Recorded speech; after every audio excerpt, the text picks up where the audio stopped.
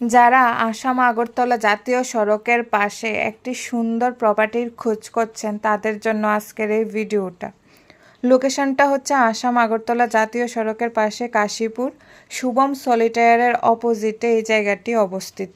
শেরবালি হিমঘর এবং ইয়ামা শোরুমের মাঝখানে জায়গাটি অবস্থিত।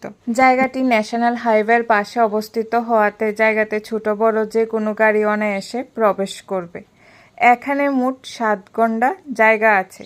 এই জায়গাটা আপনারা যে কোনো কমার্শিয়াল কাজে ব্যবহার করতে পারেন।